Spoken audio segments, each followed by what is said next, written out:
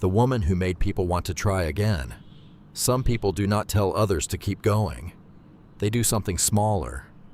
They make effort feel safe again. They make one more attempt feel possible. This is the story of a woman who never knew she had that effect on people. Her name was Mara. By the end of one ordinary day, 8 people would decide not to give up on something because of her. Not because she inspired them. Not because she gave a speech. Not because she knew the perfect thing to say. Most of the time, she said very little, but the way she noticed people made them feel less ashamed of trying. The morning began without ceremony. No dramatic sky. No important message. No sign that the day would become meaningful to anyone. The apartment was cool. A pale blue line of light lay across the floorboards. The curtain moved slightly from the open window. Mara sat up and took a slow breath before standing. In the kitchen, she filled the kettle and turned a cup in her hands while the water warmed. On the table, her notebook was open. Call Nina. Finish the report. Buy batteries. 3 small things. Nothing that looked like a life-changing list. Her phone was face down beside the notebook. She left it that way for another minute. She liked giving the morning a chance to exist before the world entered it. That was one of the things people did not usually notice about her. She did not move through life loudly. She did not correct rooms into shape. She did not collect attention. But she had a rare steadiness. Not the hard kind. Not the kind that makes other people afraid to be unfinished around it. A softer kind. The kind that gave people permission to be in the middle of becoming something. She drank her coffee by the window. Across the street, a shop owner lifted a metal shutter. A cyclist tightened a red scarf around her neck. A man with a grocery cart moved slowly along the sidewalk.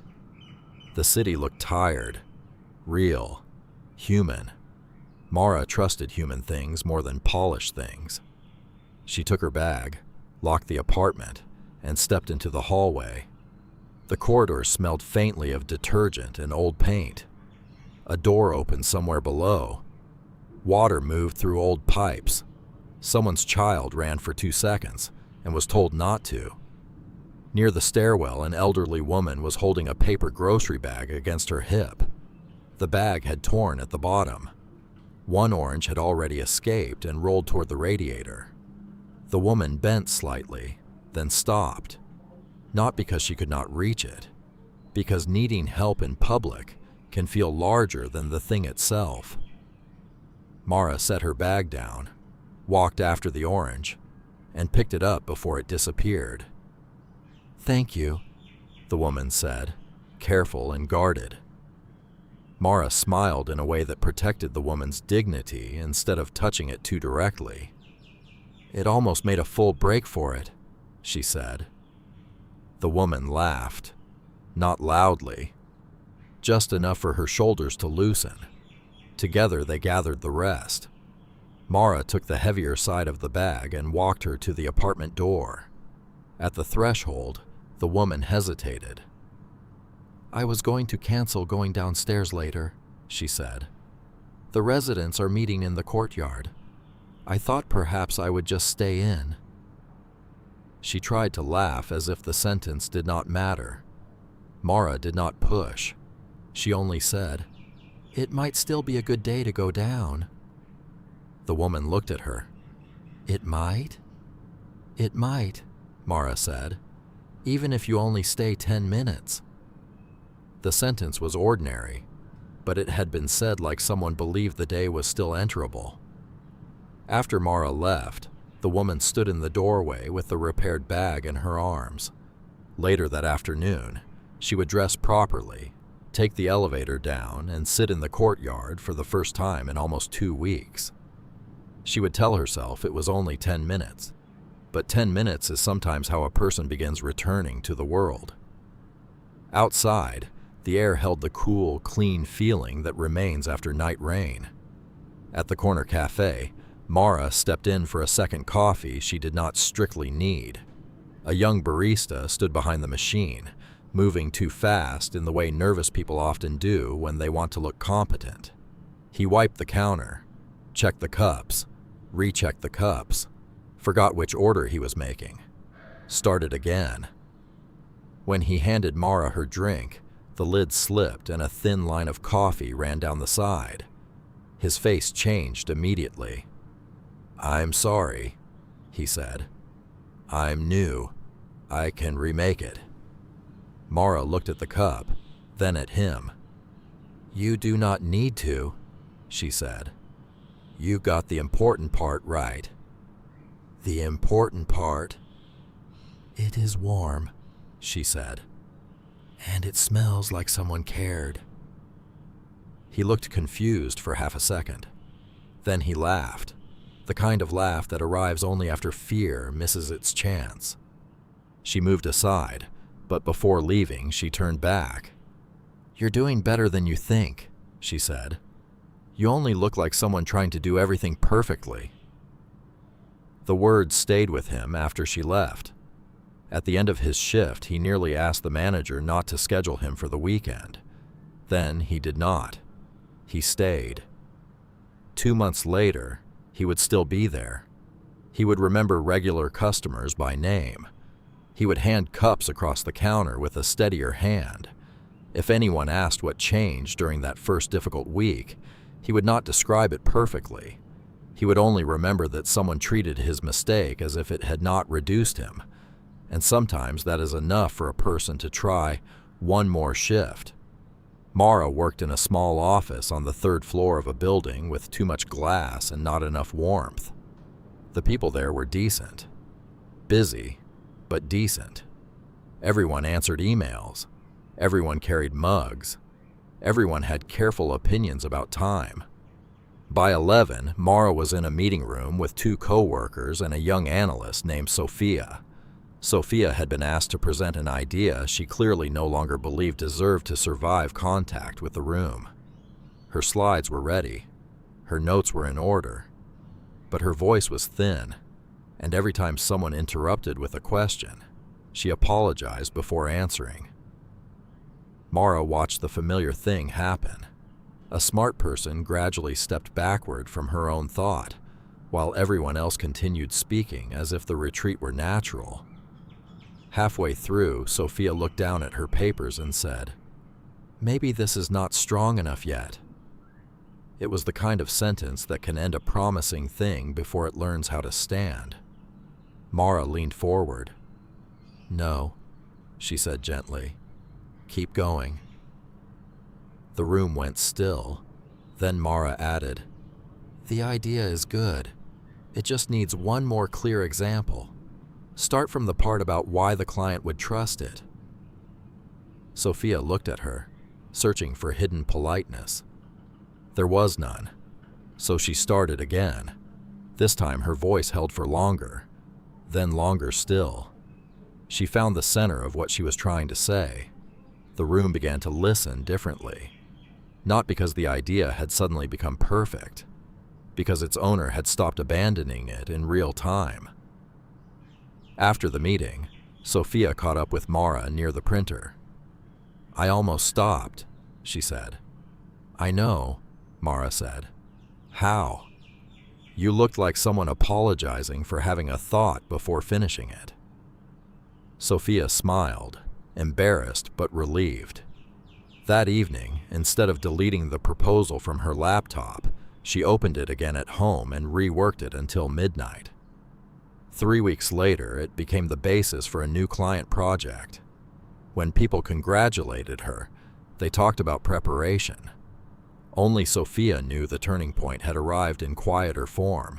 Someone had told her to continue before her own doubt could close the door.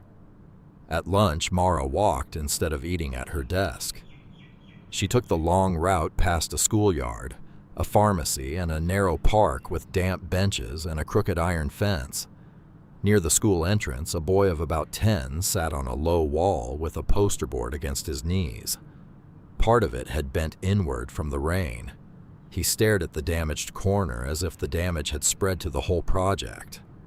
An adult volunteer was speaking to someone inside the building and had not noticed him sitting alone. Mara slowed. "That looks important," she said. He looked up cautiously. It was for a class display. Was? The corner got ruined. Mara glanced at it. The poster showed planets, careful handwriting, and a model rocket attached by glue and string. One corner was bent. The rest was full of effort. She sat on the wall beside him, leaving enough space that he did not feel managed. "Do you still like it?" she asked. He frowned. "What?" "The project. Before the corner decided to be dramatic." He looked down again. "A little." "That is enough," Mara said. "If the person who made it still likes it a little, it is not over." The volunteer emerged then, apologizing, and explained there was tape inside. The boy stood. Before going in, he asked, "Do you think it still looks okay?" Mara answered carefully, because children hear honesty before comfort. "I think it looks like someone really worked on it," she said. "And one bent corner is not the whole story."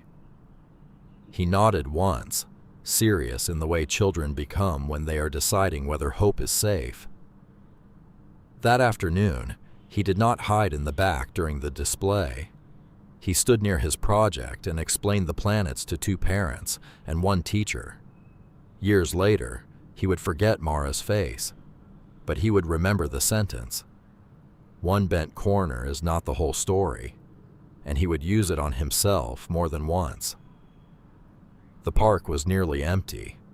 A man in a courier jacket sat on a bench with his helmet beside him and his phone in both hands, not scrolling, just holding it and looking tired. The insulated delivery bag at his feet had tipped slightly open. Inside was a paperback exam book with a folded cover. Mara noticed his expression catch on her glance. "Long day?" she asked. He gave a short laugh. "Long month." There are times when people do not really want conversation. They want a moment in which they do not have to pretend they are operating at full strength. Mara knew the difference.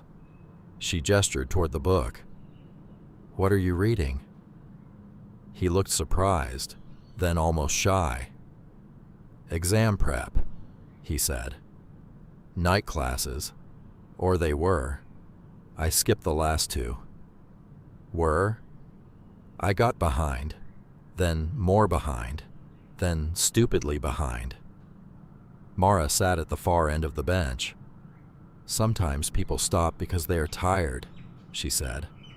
"Then they tell themselves they stopped because they were not serious enough. Those are different things." He stared at the ground. "I was good at it at first," he said. "That probably means you can be good at it again." He nodded, but not fully. So Mara added the part he seemed to need. "Missing a stretch is not the same as becoming a person who cannot continue." He breathed out through his nose and looked at the book in the bag. When she stood to go, he said, "That sounds obvious." "It usually does," she said.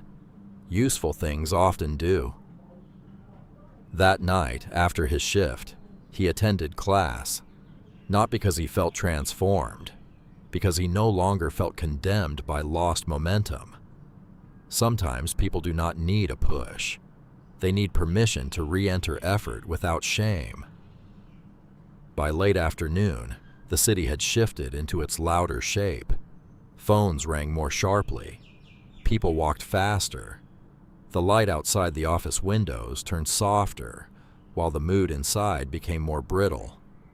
Mara finished her report, answered a call from her sister, and left a few minutes early to stop by a small stationery shop she liked.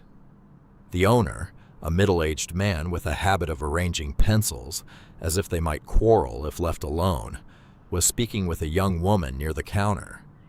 The young woman held a sketchbook against her chest. Her eyes were red in the way that comes less from crying than from trying not to. Mara moved toward the shelves, but she heard the woman say, "I think I should probably stop wasting time on it." The owner said something kind but vague. Then the young woman opened the sketchbook halfway and quickly shut it again, as if the drawings had embarrassed her by existing.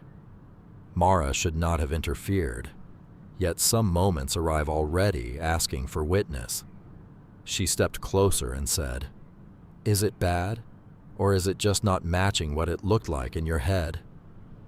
The young woman gave a startled laugh. "The second one." "That is a more hopeful problem," Mara said. The owner smiled, relieved to be joined. The woman hesitated, then showed one page. It was a city street at dusk, drawn in charcoal and muted color, with wet pavement reflecting light from a shop window. It was raw in places, but alive. Mara looked at it without performing amazement. "It already has feeling," she said.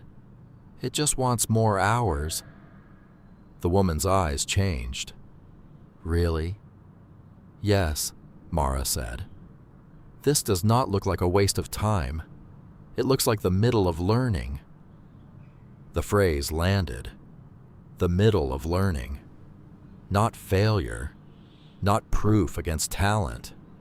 Not the end. The young woman bought a fresh eraser, 2 pencils, and a new pad.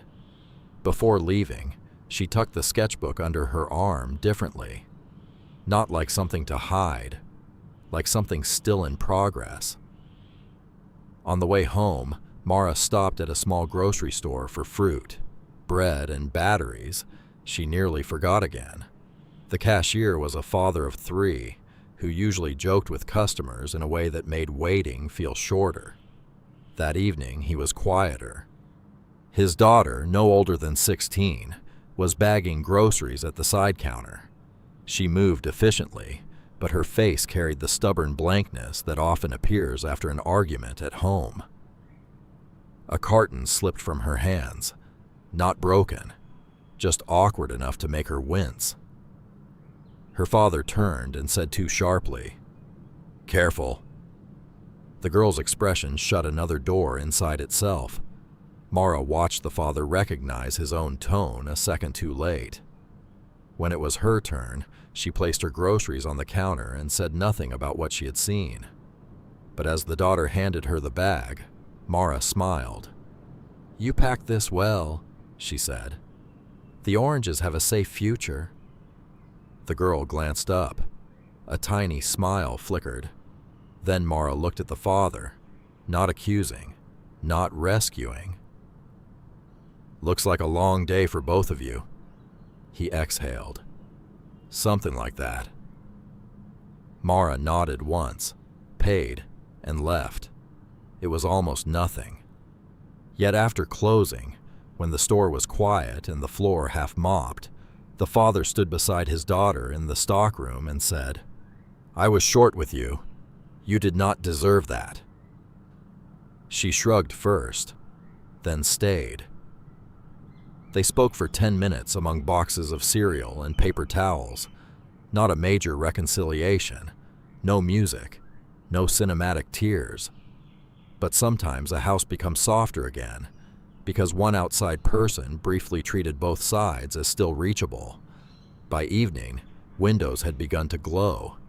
The sidewalks reflected the last color of the sky. Buses breathed at stops like tired animals. Mara could have gone straight home. Instead, she turned toward the community center where her friend Nina helped with a small adult language class once a week. Mara had promised she might drop by if work ended early enough. When she entered, chairs were stacked at one side and only 3 people remained. Nina was speaking with a man in his 50s who held a folder and shook his head. He looked like someone embarrassed by the mere fact of being seen trying. Nina gave Mara the look that meant, "Stay if possible." The man was considering quitting the class.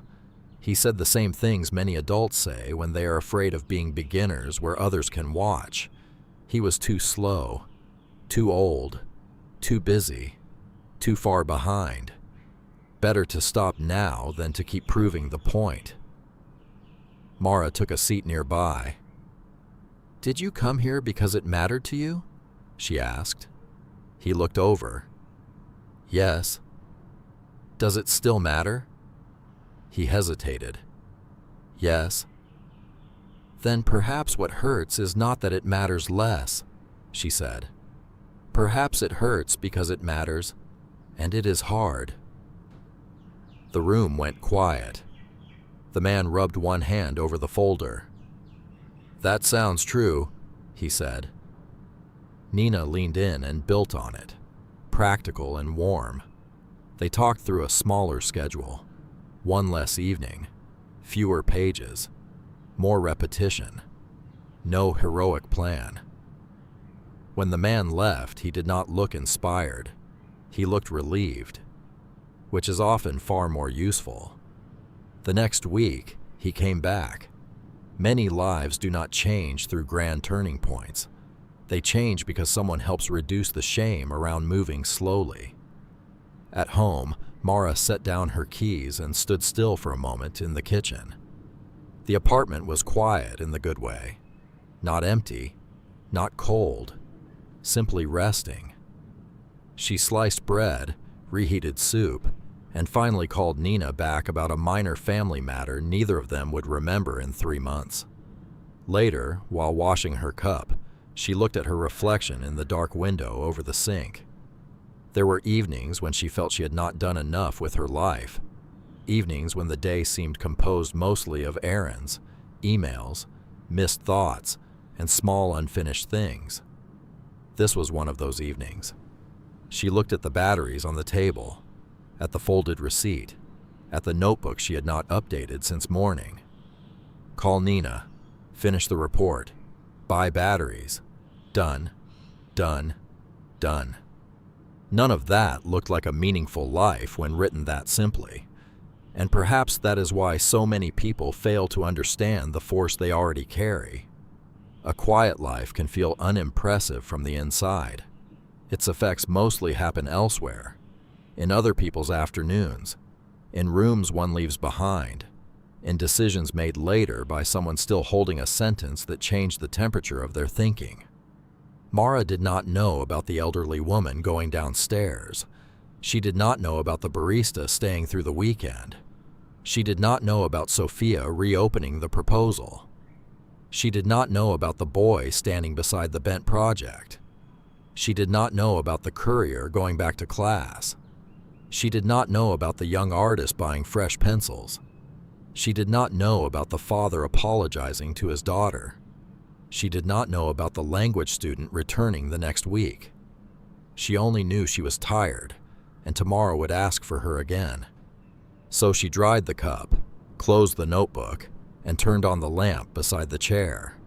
Across the city, the results of her day were already quietly unfolding. The elderly woman sat in the courtyard for 20 minutes and spoke to a neighbor about tomatoes. The young barista set his alarm for another morning shift and did not dread it quite as much. Sophia made tea at midnight, reopened her laptop and rewrote the week section instead of deleting the whole proposal. The boy with the bent display told his mother that the project had gone fine, which in child language sometimes means something precious, survived embarrassment. The courier put his exam book on the table instead of leaving it buried in the delivery bag. The young artist drew for another hour before bed and did not tear out the page. The grocery clerk apologized to his daughter. The language student returned the next week. None of them would describe the day in dramatic terms. Most would not even say the day had changed them. But change is often too large a word for what really happens. Sometimes what happens is quieter. A person gets back in line with his own intention. A person picks up a thing she was about to abandon. A person stops confusing difficulty with defeat. A person becomes willing to be a beginner again. A person enters tomorrow with 1 ounce less self-contempt. That is not a flashy kind of influence. It does not trend. It does not usually get thanked properly. It leaves no obvious monument. Yet whole stretches of human life are built on exactly that kind of transfer. Someone stays soft, someone stays clear, someone stays kind, and other people remember how to continue. Before bed, Mara opened the window a little wider and let the night air in. A bus passed below. Somewhere in another building, cutlery touched a plate. A television murmured and then went quiet. She brushed her teeth, turned off the kitchen light, and paused in the bedroom doorway, as if listening for something she could not name. Then she smiled at nothing in particular and lay down. She had not saved anyone. She had not delivered a speech. She had not been extraordinary in the way the world usually recognizes. She had been present. She had stayed human. She had refused the cheap temptation to make other people feel smaller when they were already struggling. And all day long, that refusal had worked like a hidden kindness, moving from one life into another. There are people who make others want to try again, not by pushing, not by preaching, not by acting certain about everything. They do it by being steady enough that effort feels safe in their presence. They do it by speaking to the unfinished part of a person, as if unfinished does not mean unworthy.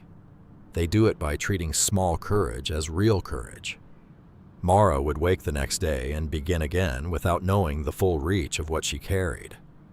Perhaps that is how many of the best things in human life move through the world, quietly, ordinarily, without applause.